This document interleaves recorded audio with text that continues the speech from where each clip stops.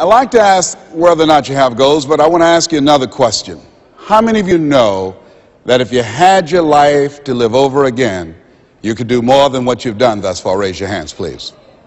Now, that proves the point that what we do and what we accomplish in life is only a tip of the iceberg of what's possible for us.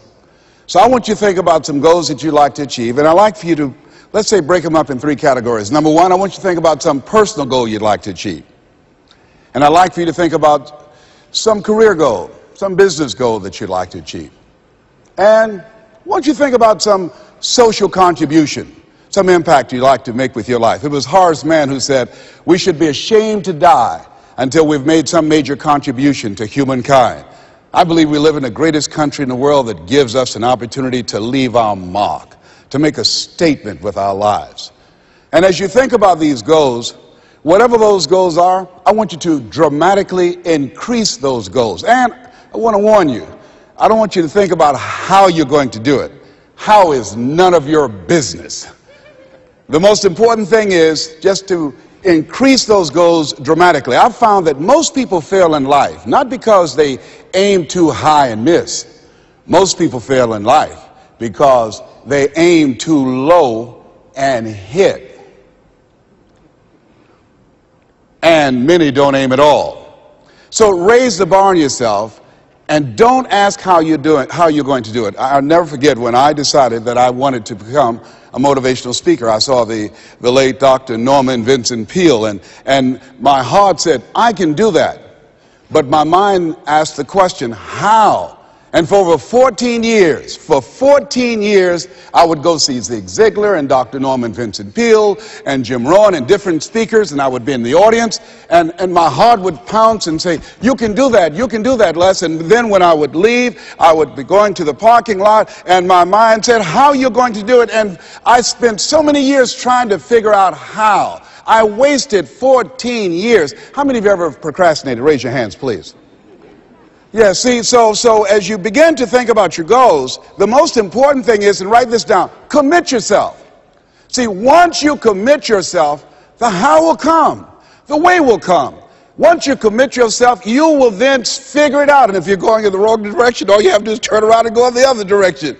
You will figure it out. You want to begin to just challenge yourself. You want to stretch yourself because you really don't know what you can't do. I'll never forget the first day that I met Mr. Washington. I was born in a poor section of Miami, Florida called Liberty City. I was born in an abandoned building on a floor with a twin brother. And when we were 6 weeks of age, we were adopted. And when I was in the 5th grade, I was identified as EMR, labeled educable, mentally retarded, put back from the 5th grade into the 4th grade. And I failed again when I was in the 8th grade. I don't have any college education, but because of my mother, and I feel like Abraham Lincoln, who said, all that I am and all that I ever hope to be, I owe to my mother. I saw a sign once that said that God took me from my biological mother's womb and placed me in the heart of my adopted mother.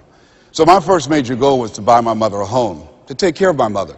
And I did that, took care of her until she passed at 88. But I'll never forget when I met Mr. Washington. I was in a class waiting on another student, and he came in and he said, young man, go to the board and work this problem out for us. I said, oh, sir, I can't do that. He said, why? I said, I'm not one of your students. He said, look at me. I said, yes, sir. Go to the board and work the problem out anyhow. I said, sir, I can't do what you're asking me to do. He said, why? Sir, because I'm educable, mentally retarded, sir. And as the students erupted in laughter, he came from behind his desk, he looked at me and he said, don't you ever say that again. Someone's opinion of you does not have to become your reality. And that was a turning point in my life. On one hand, I was humiliated. But on the other hand, I was liberated. Because he looked at me with the eyes of Goethe, who said, look at a man the way that he is. He only becomes worse. But look at him as if he were what he could be. Then he becomes what he should be. And so Mr. Washington, he challenged me. And I want to challenge you right now about raising your goals, and I want you to shake someone's hand on your right and left, look them in the eyes and say, stretch yourself. Yeah, see, I think that you really have to stretch yourself to discover your stuff. I think that we have to really begin to experiment with life. When I said that you have something special, I didn't say that just to be kind and courteous. You do. See, I think that There are not many people that come to seminars or workshops or will watch a program of this nature. Why? I just think that most people are just satisfied to where they are. I'm reminded of a man one day. He was walking down the street and he passed his porch where some people were on the porch talking, and there was a dog moaning and groaning. And he was curious why the dog was moaning and groaning. And he went back and he said, excuse me, he asked the owner, why is the dog moaning and groaning? Guy said, because he's laying on a nail. He said, well, why won't he get off? He said, it's not hurting bad enough for him to get off. Just hurting bad enough to moan and groan. How many of you know people who should be here? Raise your hands, please. How many of you know people, all they do is moan and groan? Moan and groan. I'm not making enough money. Moan and groan. I'm unhappy with my job. 87% of people go to jobs that they hate. And in addition to that, you know, as we know that we have the dubious distinction in this country that on Monday morning the heart attack rate increases over 35%. On Monday morning between 6 o'clock and 9, people going to jobs that they hate. The heart said, didn't I tell you I didn't want to go? And attack them. Some of you don't want to go to work next Monday. So the thing is this. So you want to find out what resonates with you. What is it you really want to do? You want to experiment with life and find out what fits for you. You have something special.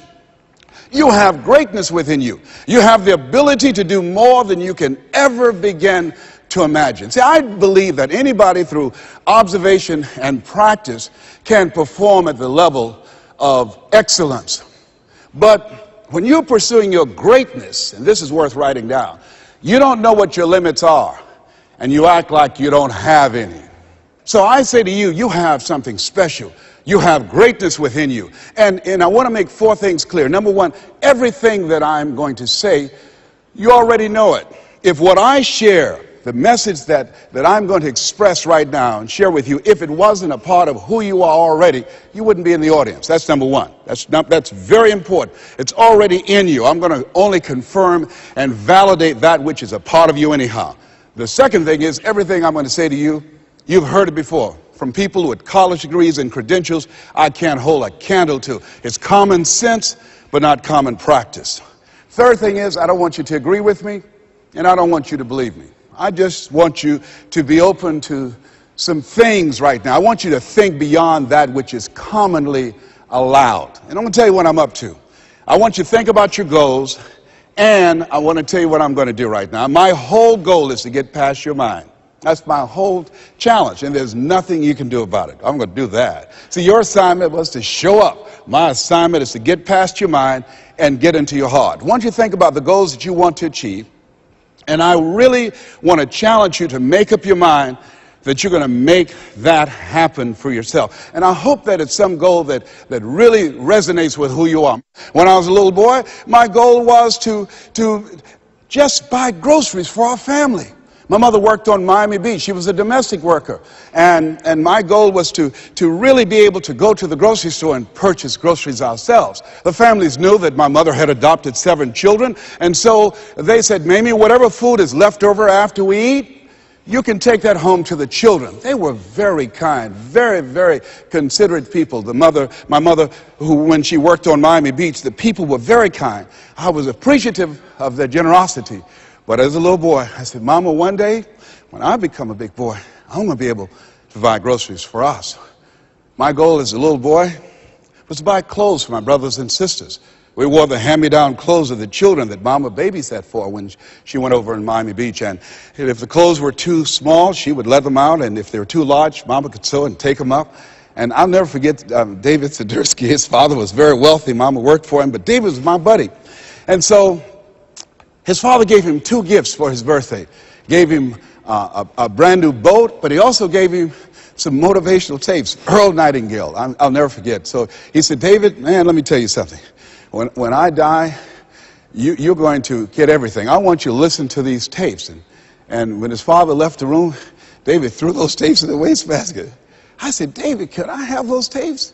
He said, yes. I said, man, your father said, if you listen to these, you can get more and do more than what he's done. He said, look, I'm going to get everything anyhow. Go ahead, take them. I told my children, I'm not leaving them anything. You know, if I had a quarter and thought I was going to die, I'll swallow it.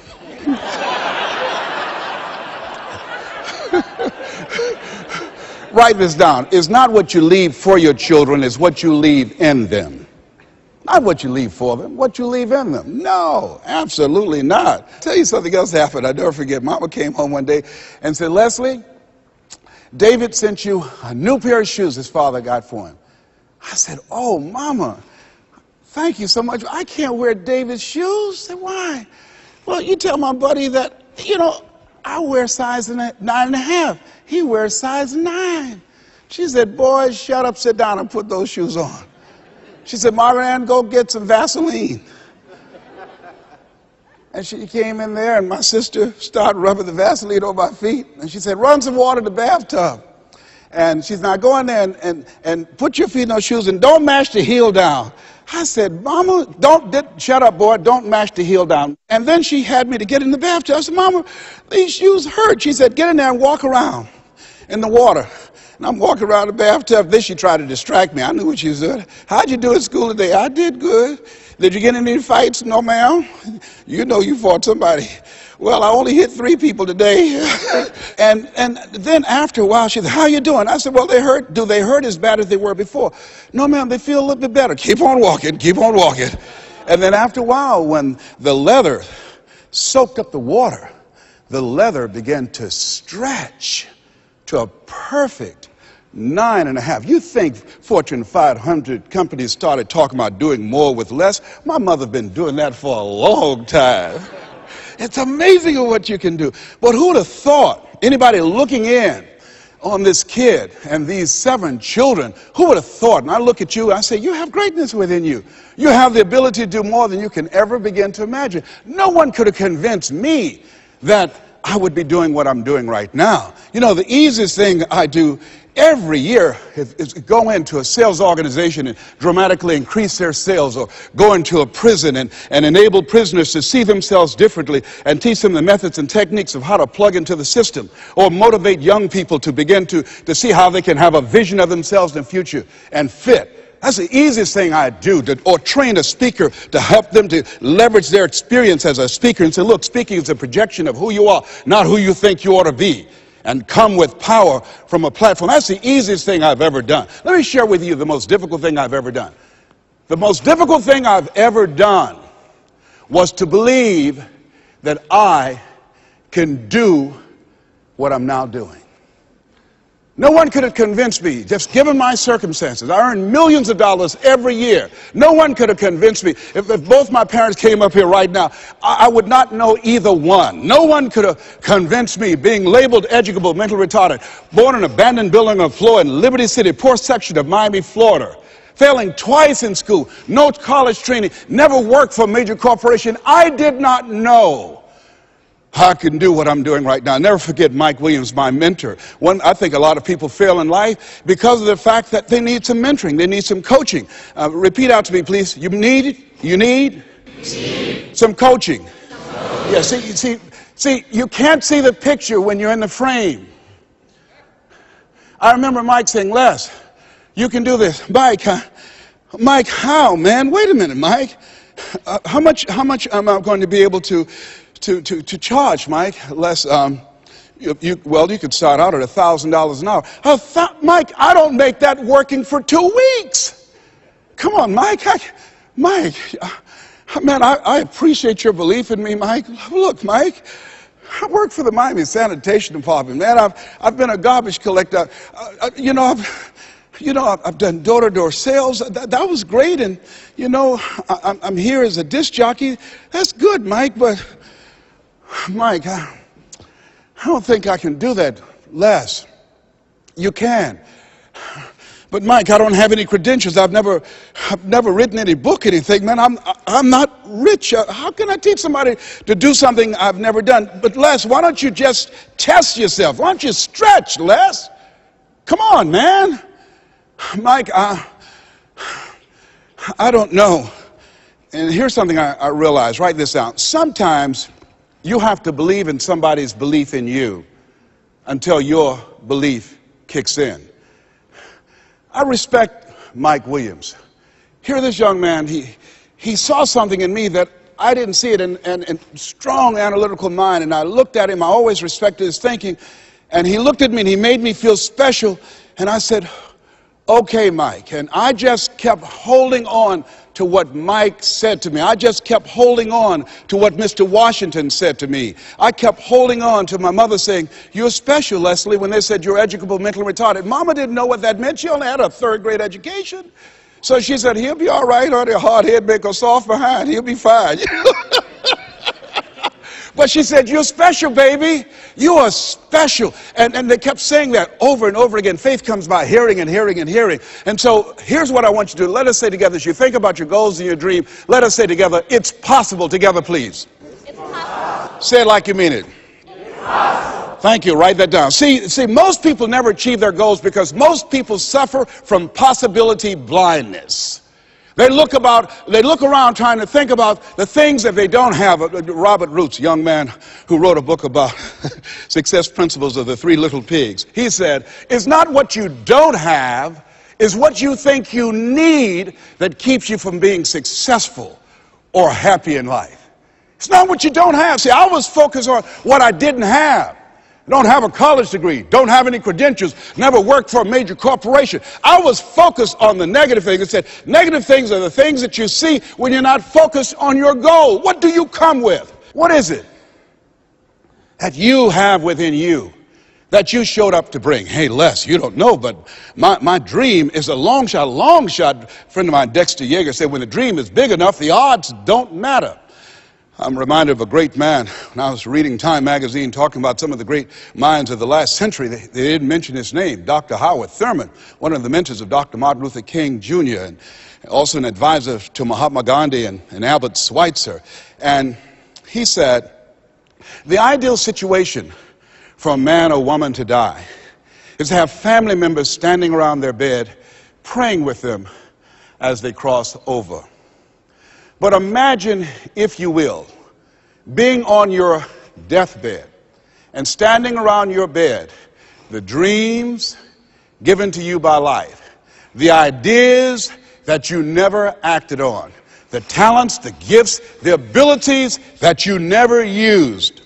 And there they are, standing around your bed, looking at you with large, angry eyes, saying, we came to you, and only you could have given us life. And now we must die with you forever. And the question is, if you died this very moment, what will die with you? What dreams? What ideas? What talents? What leadership potential? What greatness that you showed up to bring? That you allowed fear or procrastination to hold you back? Perhaps that's why Henry David Thoreau wrote the words, oh God, to reach the point of death, only to realize that you've never lived, only to realize that you've never scraped the surface of your potential. Repeat after me, please, with power, feeling, and conviction. I refuse to die an unlived life. Yes, shake someone's hand on your right and left and say, live your dream.